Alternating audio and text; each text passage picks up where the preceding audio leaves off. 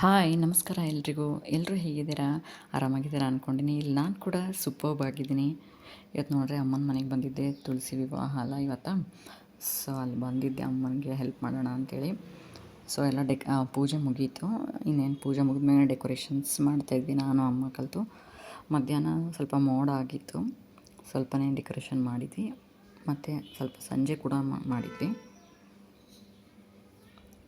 So ನೀವು ಕೂಡ ಇದೇ ರೀತಿ ಡೆಕೋರೇಷನ್ ಮಾಡಿದಾರ ಅಂದ್ಕೊಂಡಿದ್ದೀನಿ ನಿಮ್ಮ ಮನೆಯಲ್ಲಿ ತುಳಸಿ ಪೂಜೆ ದಿನ.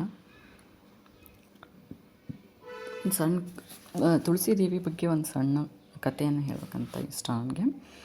ಸೊ ಏನಪ್ಪ ಅಂದರೆ, ಸಮುದ್ರ ಮಥನದ ಸಮಯದಲ್ಲಿ ಉದ್ಭವಿಸಿದ ತುಳಸಿಯನ್ನು ಅಮೃತ ಸಮಾನನೆಂದು ಭಾವಿಸಿ ನಾವು ಮನೆ ಮುಂದೆ ಪ್ರತಿನಿತ್ಯ ಪೂಜೆ ಮಾಡ್ತೀವಿ.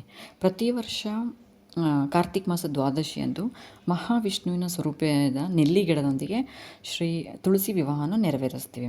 ಸೊ ಅದಕ್ಕೆ ನೋಡ್ರಿ ತುಳಸಿ ವಿವಾಹ ದಿನ ಪೂಜೆ ಮಾಡ್ತೀವಲ್ಲ, ಅವಾಗ ನಾವು ನೆಲ್ಲಿ ಗಿಡನ ಕಂಪಲ್ಸರಿ ಹಚ್ಚಿಸ್ತೀವಿ, ಹೌದಾ?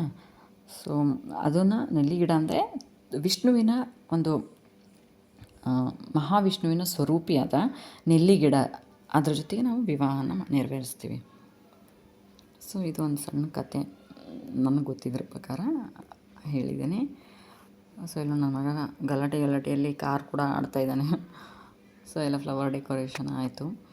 ಈಗೇನೋ ಮುತ್ತೈದರು ಬರ್ತಾಯಿದ್ದಾರೆ.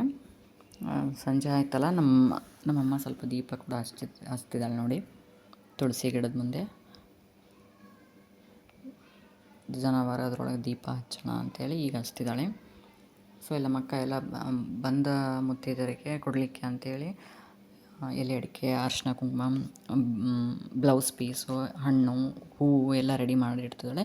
ಈ ಥರ ಮುಂಚೆನೇ ಮಾಡಿಟ್ಕೊಂಡ್ರೆ ನಮಗೆ ಗೆಸ್ಟ್ ಬಂದಾಗ ಹರಿಬರಿ ಆಗೋದಿಲ್ಲ ಕೊಡಲಿಕ್ಕೆ. ಸೊ ಮುಂಚೆನೇ ರೆಡಿ ಮಾಡಿಟ್ಕೋಬೇಕು.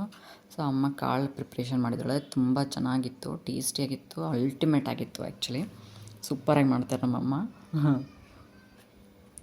ಸೊ ನೋಡಿ, ತುಂಬಾ ತುಳಸಿ ವಿವಾಹದ ಸಂಭ್ರಮ ತುಂಬಾ ಚೆನ್ನಾಗಾಯಿತು ಅಮ್ಮನ ಮನೆಯಲ್ಲಿ ಇವತ್ತು.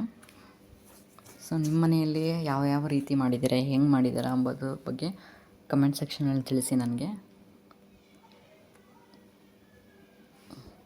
ಸೊ ಈ ವಿಡಿಯೋ ಇಷ್ಟ ಆಗಿದೆ ಅಂದ್ಕೊತೀನಿ. ಇಷ್ಟ ಆದರೆ ಲೈಕ್, ಶೇರ್, ಸಬ್ಸ್ಕ್ರೈಬ್ ಮಾಡಿ. ಹಾಗೆ ಕಮೆಂಟ್ ಕೂಡ ಮಾಡಿ ನಿಮ್ಮ ಮನೆಯಲ್ಲಿ ಯಾವ ರೀತಿ ಪೂಜೆ ಮಾಡಿದ್ದೀರಾ ಅಂಥೇಳಿ.